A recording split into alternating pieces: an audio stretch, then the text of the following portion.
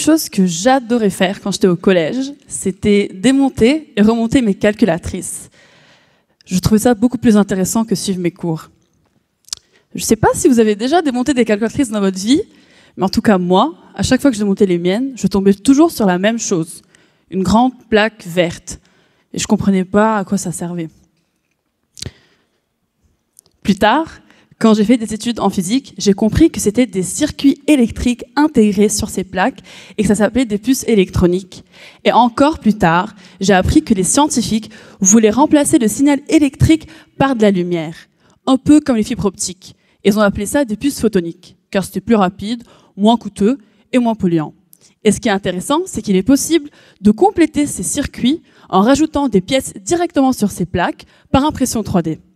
J'ai trouvé ça tellement intéressant que j'en ai fait ma thèse. Et donc aujourd'hui, mon but, c'est d'optimiser des techniques d'impression 3D pour contribuer à la révolution photonique sans exploser le budget ni l'empreinte carbone.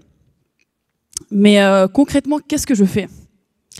Alors déjà, il faut savoir que moi, j'aime bien quand ça rend joli. Donc en un premier temps, il faut que mes structures soient belles ou que mes structures imprimées ressemblent à mon modèle 3D.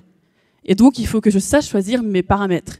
Ce qui n'est pas évident, étant donné que mes structures sont toutes petites, microscopiques, donc plus petites que des fourmis.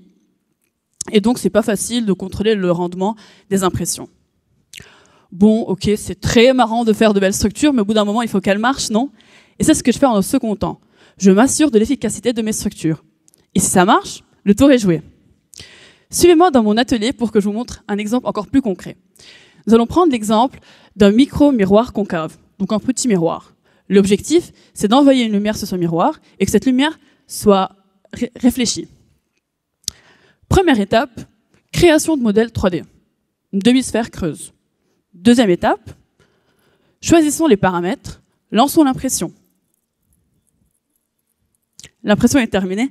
Troisième étape, au microscope. Regardons. Non, cette sphère, elle n'est pas vraiment lisse, elle ne ressemble pas à une sphère. On a des problèmes de paramètres. Retour à l'étape 2.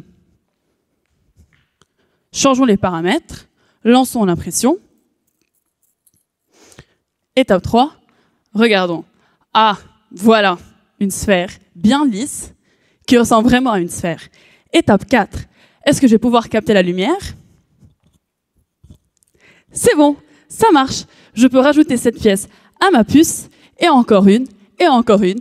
Et qui sait, peut-être que plus tard, quand vous démontrez vos calculatrices, vous tomberez sur mes puces.